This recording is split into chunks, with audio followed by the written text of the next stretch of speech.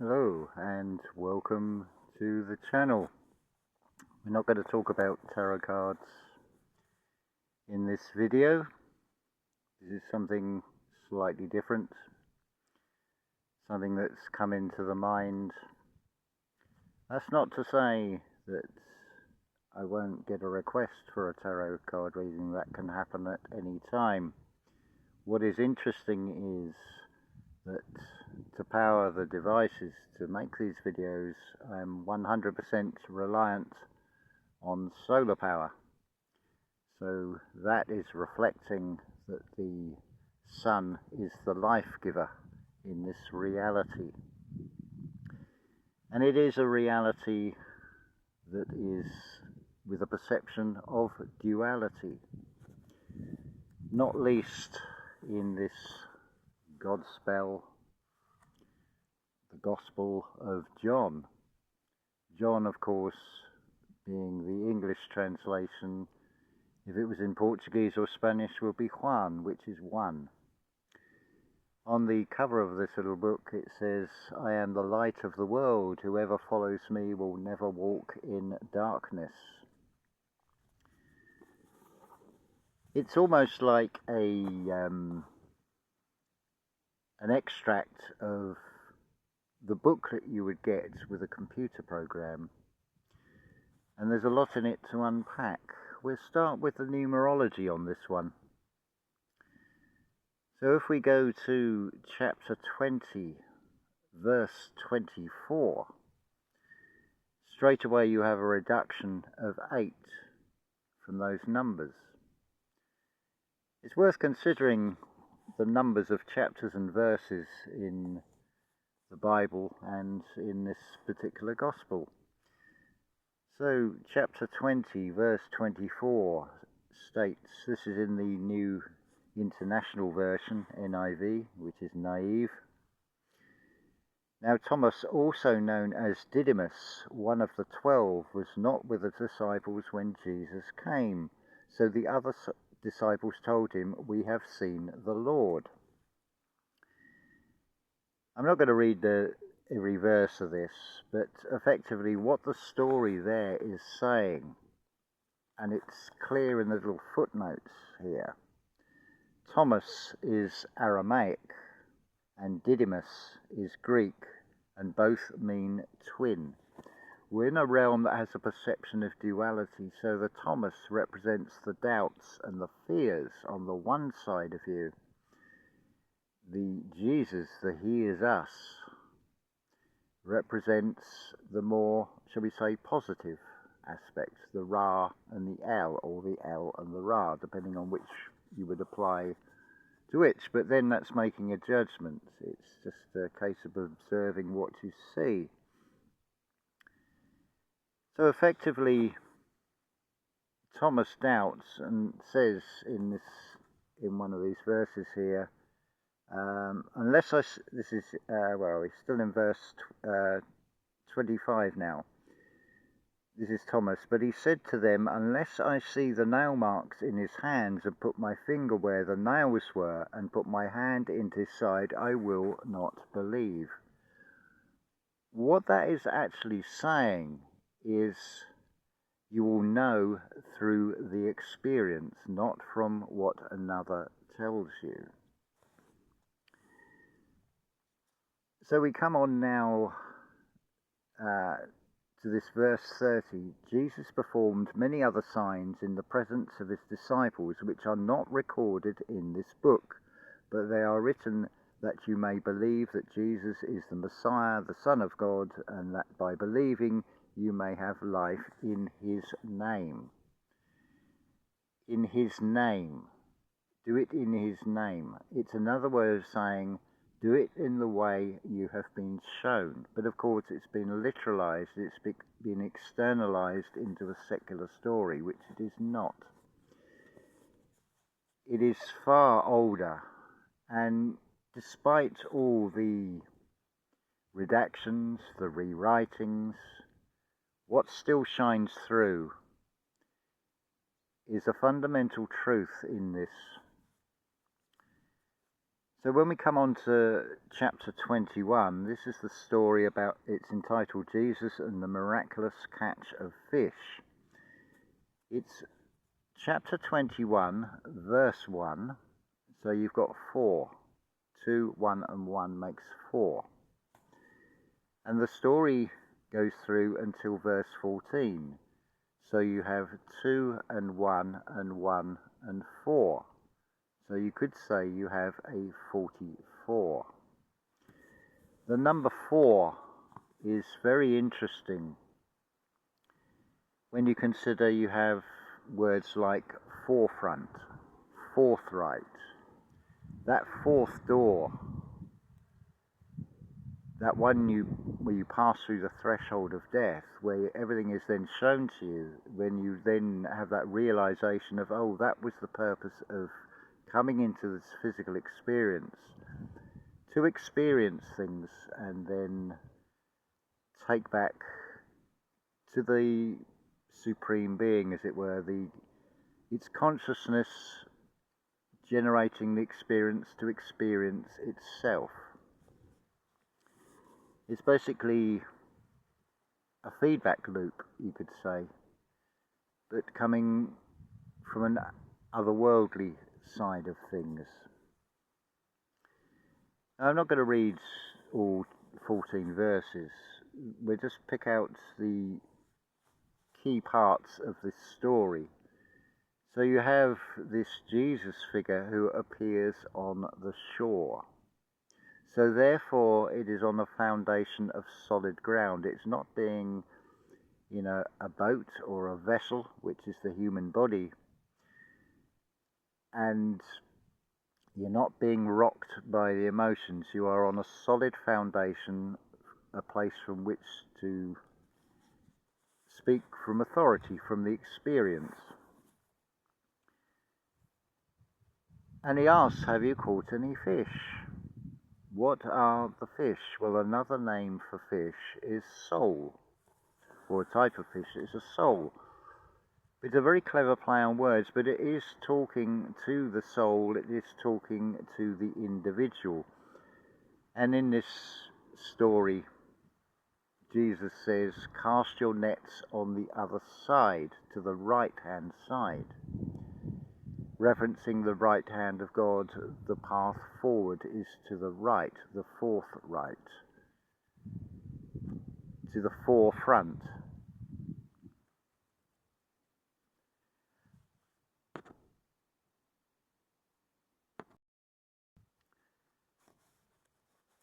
So what it is actually referring to, this is an internal story. It is not a secularized story.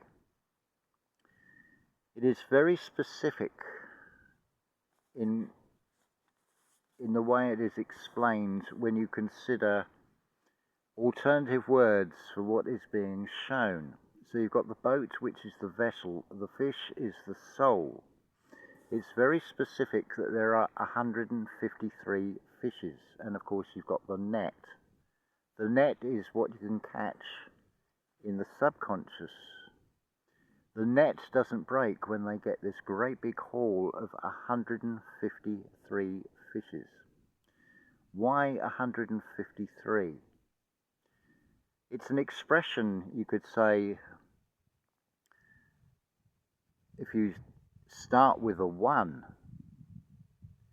it then comes into a vessel or a boat of 5 senses, which is coming across to the 3, which is the mind, body and soul. This is the third appearance of Jesus after the resurrection, as it states in verse 14 of this chapter 21. So the 1, the 5 and 3, you add them together, you've got 9, which is indicating a completion.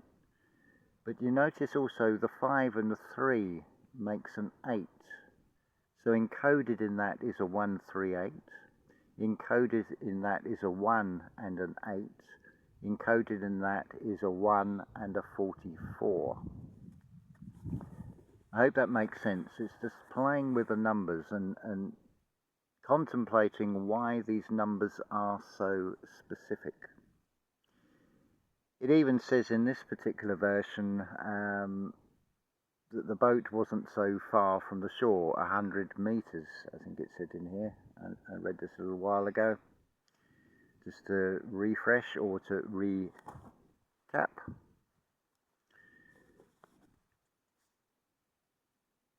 So the 100, it's basically you knock off the 0, it's talking about 1. This is an internal story going on inside 1.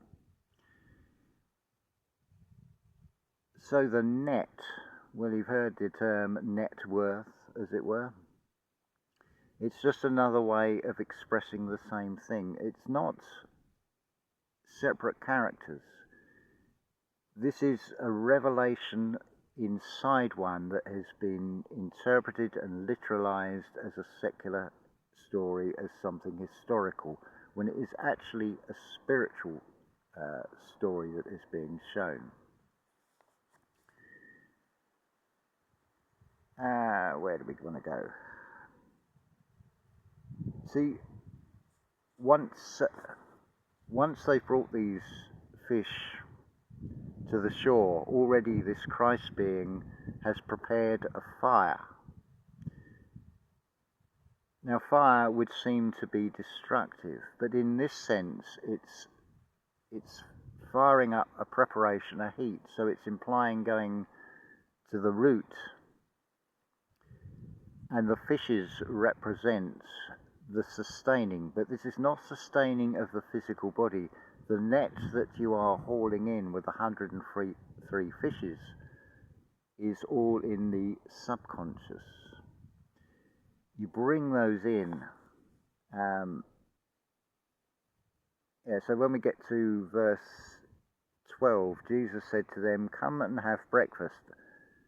None of the disciples dared ask him, "Who are you?" They knew it was the Lord.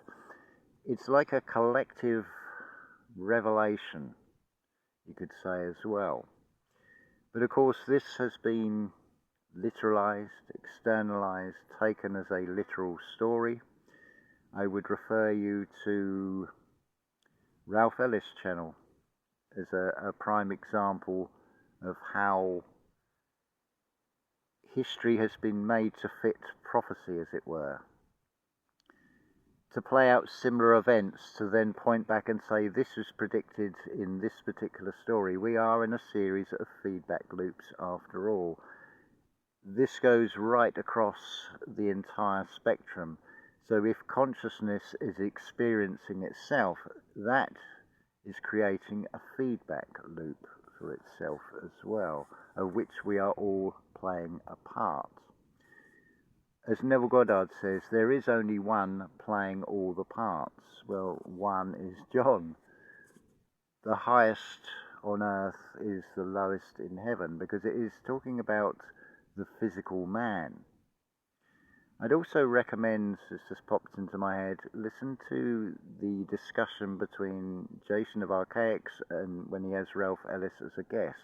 That I feel you'll find very interesting as well.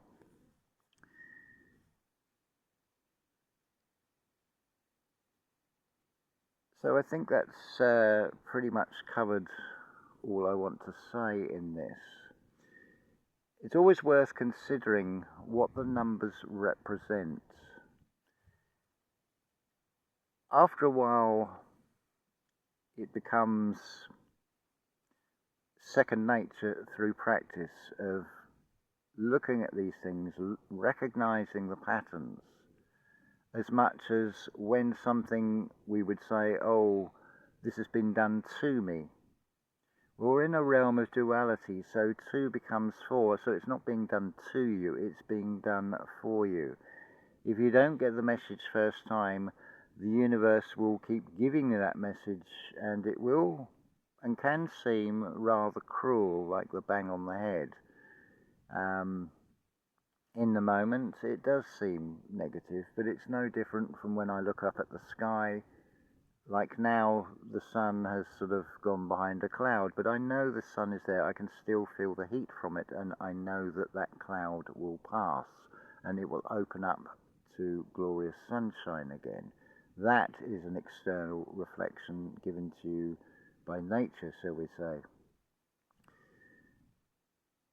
It is all reflection, but as has been pointed out in a comment, that not all reflections are of our own making, as it were.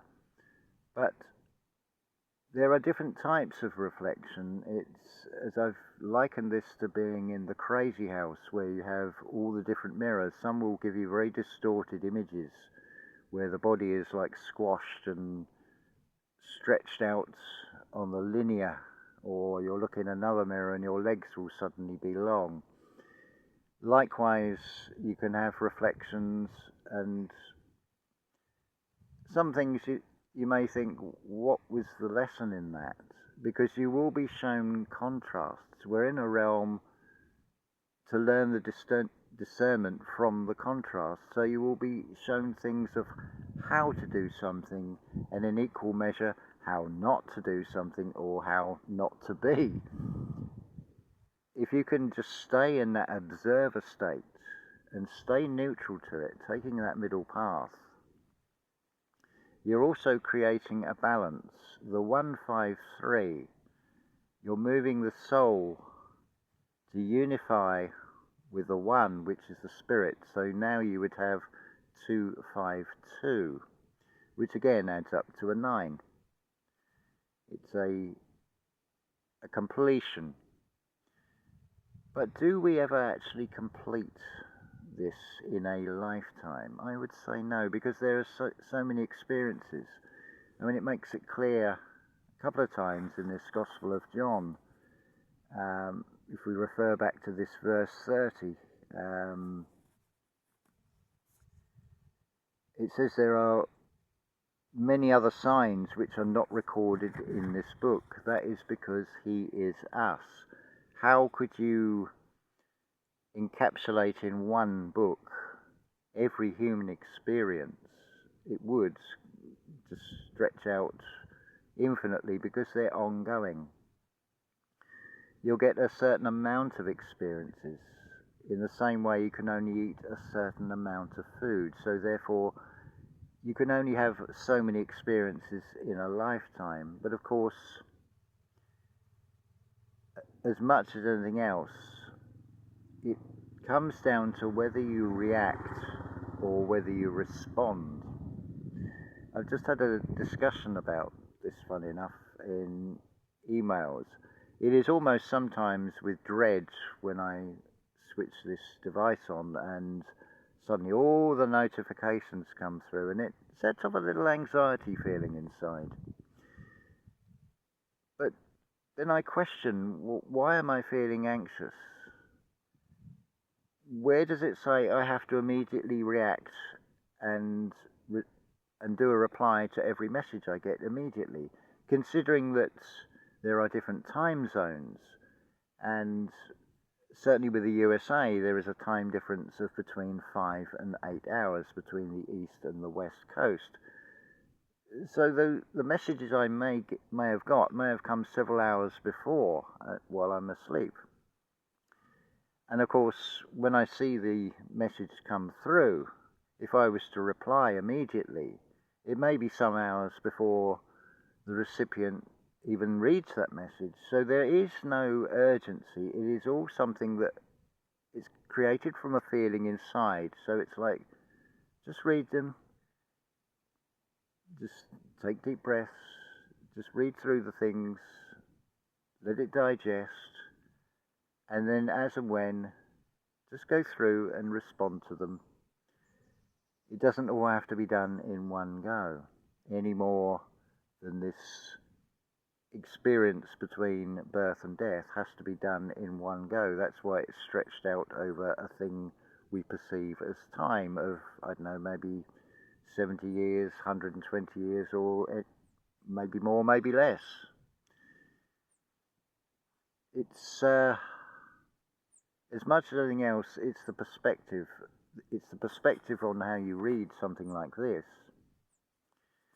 as much as it's the perspective on what you're interacting with, and in this reality we can use reason to look at things. There is a reason for everything, so we can re-sun. We can bring a new light into things by just taking a pause, taking time to reflect. Because I do get some very deep, very perceptive questions, which I just love to receive, because as much as anything else they inspire, they may even open up something I had not even considered. And I see it that there is a reason for everything, to which we can then re-sun, and we can cast a new light on something. Like, in the same way we can look at any of these Bible stories, and we can just contemplate the words that are written in a historical context of a particular time. Because this story is purportedly talking to fishermen, then obviously it's going to involve boats and water, fish and catching fish in nets and things. But that's taking things so literal. And of course, if you pursue that route, then there will be many things that will make no sense, and it will seem to be a nonsense. But if you can pierce those surface levels and look deeper into anything, a whole new story will emerge. And the beauty of it is that the essence, notice essence and the word "seen" seem to share a same root. The seen is as seen, as you see it in the mind's eye, from depending on the angle that you're coming at. But if you just have a narrow perception based on a belief system which is purely from church and state, which are not separated, you've only got to look at any leaflet you'll see on the back. Certainly in the UK it says registered charity number, blah blah blah. And it's rather ironic, as much as it is hypocrisy. Certainly I remember with UK churches, you've got government enforced laws of no smoking and such like, and it's like, well, I thought this was a place of God's law, of eternal laws, but it's like, well, which of the two masters are you serving? Which law are you going with? Are you going with the legal, or are you going with the lawful? There's a huge difference. Something is legal is not always, don't assume that it is lawful, because the legal will make you a lawful. They tell you that ignorance is no defense. That's a whole topic in itself that I would make this far too long. So I feel we've covered everything. It's just caught my eye on the back of this book. It says, John's Gospel tells the complete story of the life, death and resurrection of Jesus Christ. The thing to remember is Jesus is, he is us. The Christ is the Spirit that hopefully is within you. And it is learning that language of those 12 disciples, which are the 12 cranial nerves, especially the Thomas Didymus, which is the one of doubt.